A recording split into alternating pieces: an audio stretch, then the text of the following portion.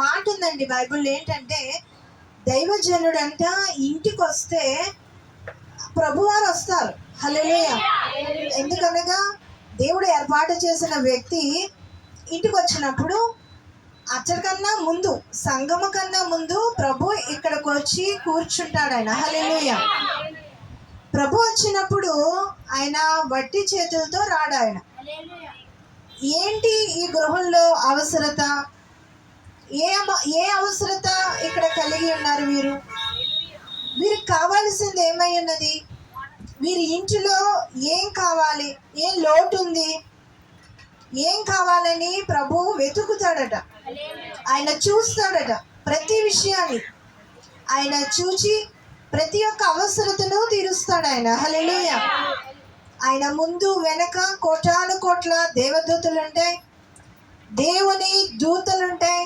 ఎన్నో కోట్ల దూతలు ఈ ఇంటి చుట్టూ, పైకప్పు చుట్టూ, మనుషుల చుట్టూ ఆవరించి ఉంటాయి. హల్లెలూయా. దేవాది దేవుని యొక్క ప్రత్యక్షత, ఆయన వచ్చి కూర్చున్నట ఇక్కడ జరుగుతుంది. అందుకే ఒక మాట ఉంటుంది, ప్రతిదినము ఇంటింటా కూడుకొనొచ్చు దేవుణ్ణి ఆరాధించాలి. నీ గృహం ఏంటో ఆయనకు చూపించాలి. నువ్వు మందిరానికి వస్తున్నావు, నీ గృహం యొక్క కొదువులు తీర్చాలంటే నీవు నీ ఇంటిలో దేవుని సన్నిధానమును ఏర్పాటు చేయాలి. ప్రార్థన ధూపం అనేది గృహంలో ఉండాలి. దేవుని వాక్యం అనేది గృహంలో ఉండాలి. కుటుంబ సభ్యులు నమ్మకంగా దేవుని సన్నిధికి రావాలి. దేవుని మందిరావరణంలో గడపాలి. ఎప్పుడైతే నువ్వు దేవుని సన్నిధికి వస్తావో ఆ గృహంలో విడువబడిన వారంటూ ఎవరు ఉండరు. దేవుడు ప్రతి ఒక్కరిని పట్టుకుంటాడు. హల్లెలూయా. సువార్తమ్మ గారి గురించి చెప్పాలంటే ఆమె ఎంతో కష్టజీవి, కష్టపడ్డారు. చక్కగా కుటుంబాలన్నీ ఏర్పాటయ్యాయి, చక్కగా ఉన్నారు. అయితే వాళ్ళ భర్త గారు కూడా చాలా మంచివారు. ఒక చెట్టు అలవాటు ఒక చిన్నది ఉంది, కానీ మరి చూడండి, ఎవరైనా మొహం అటు ఇటు తిప్పారేమో, ఆయన తిప్పలా. హల్లెలూయా. చక్కగా వాక్యాలు వింటున్నారు. మరి ఎంతో అందమైన వ్యక్తి, మంచి వ్యక్తిని, అందమైన వ్యక్తిని సువార్తమ్మ గారికి దేవుడు జతపరిచాడు. హల్లెలూయా. మరి ఆమె చెప్పారుగా సాక్ష్యం, నా భర్త నా దగ్గరకు వచ్చి ప్రేమగా మాట్లాడాడని. ఎవరు ఇవ్వగలరమ్మా? నీ పిల్లలని పక్కలో పడుకొని నీకు ప్రేమను ఇవ్వలేరు. భర్త ఎప్పుడు చెయ్యి పట్టుకొని నడిపించేవాడు. హల్లెలూయా. మరి ఆయనకి అనారోగ్యమైనప్పుడు, ఆయనకి బాలేనప్పుడు, గాయాలైనప్పుడు, కుటుంబం తల్లడిల్లిన సమయంలో దేవుడు ఆదుకున్నాడు ఆయన. హల్లెలూయా. దేవుడు ఆదుకొని ప్రార్థనలు చేయగా ఆయనను స్వస్థపరిచి ప్రభు ఈ రోజు ఇలా కూర్చోబెట్టాడు. ఇది ఒక చక్కని కృతజ్ఞత కూడికగా ఇక్కడ ఉన్నది. హల్లెలూయా. మరి ఈ చక్కని కుటుంబాన్ని దేవుడు ఎంతగానో ఆదరిస్తూ ఉన్నాడు. పరిశుద్ధ ప్రార్థన మందిరంలో ఈ కుటుంబాలన్నీ సభ్యులే. దీనికి మూల కారణం ఎవరైనా ఉన్నారంటే అది సాక్షి గారు. హల్లెలూయా. మరి ఆమె పరిశుద్ధ ప్రార్థన మందిరానికి వచ్చి ఆమె ఒక్కతే కాకుండా తన కుటుంబం అంతటిని కూడా దేవుళ్ళలో నిలబెట్టి కుటుంబం అంతా కూడా ఆశీర్వాదం పొందేలా దేవుని యొక్క కృపను, దేవుని యొక్క అనుగ్రహమును పొందింది ఆమె. హల్లెలూయా.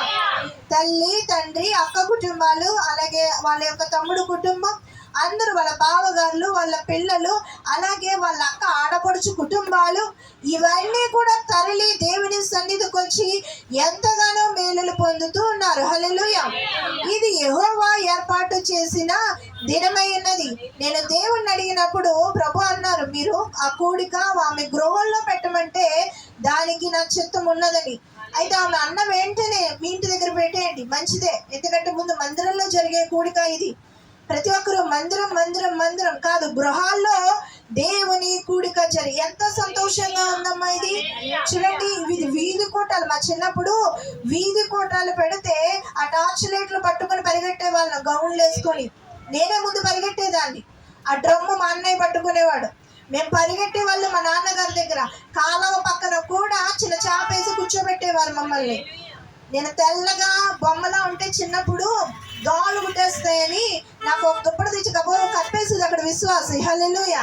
ఇందాక సాక్షి గారు మీకు దోమలు పడుతున్నాయి అంటే గుర్తొచ్చింది. ఆ విధంగా ఆ రోజు నుంచి ఈ రోజు వరకు ఏ దోమ కుట్టకుండా కాపాడుతున్నారు. ఎంత గొప్ప ధన్యత. మనము ఇలా ఈ విధంగా దేవుని స్తుతిస్తే ఆయన పరలోకంలో ఉండలేడట. ఆయన మన మధ్యకు దిగి వస్తాడట. వచ్చిన వాడు అద్భుతం చేస్తాడట. వచ్చిన వాడు ఆశ్చర్య కార్యము చేస్తాడట. వచ్చిన వాడు నిన్ను హెచ్చిస్తాడట. నీకు మనశ్శాంతిని ఇస్తాడట. దీవెనల వర్షాన్ని కురుమరుస్తాడట. దేవుడు అందరినీ కూడా ఇక్కడ బలపరుస్తాడట. మన చెయ్యి పట్టుకొని నడిపిస్తాడట. హల్లెలూయా. అంత చక్కని దేవుణ్ణి మనము కలిగి ఉన్నాం. దేవుని మాటలన్నీ కూడా పుటము పెట్టబడినవి. దేవుని మాటలన్నీ కూడా మూల్యమైనవి. ఆ మాటలు నీ గృహంలో వినపడుతున్నాయి. దేవుని మాట ఈ గృహంలో ఇప్పటి వరకు అరుపులు వినబడి ఉండొచ్చు, ఏడుపులు వినబడి ఉండొచ్చు, లేదంటే ఏదేదో మాటలు పనికిరాని మాటలు వినబడ్డాయేమో. ఈ సాయంకాలం సమయమున దేవుని మాట ఇక్కడ వినబడుతూ ఉన్నది. హల్లెలూయా.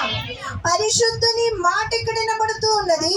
జీవము గల దేవుడు ఇక్కడ మాట్లాడుతూ ఉన్నాడు. హల్లెలూయా. ఆయన మాట్లాడే మాట ప్రతిదీ కూడా కుటుంబాల్లో ఎంతో ఆశీర్వాదమును ఇస్తుంది. హల్లెలూయా. మరి వాక్యం చెప్పేశారు కదా, నేను ఇలా చెప్పుకుంటా వెళ్ళిపోతాను. కాబట్టి మరి దేవుడు మీ కుటుంబాన్ని దీవించిన గాక. సువార్తమ్మ గారిని, వారి భక్త గారిని, పెద్ద కుమార్తె, రెండో కుమార్తె, మూడో కుమార్తె, కుమారుడు కుటుంబాన్ని దేవుడు బహుగా దీవించిన గాక.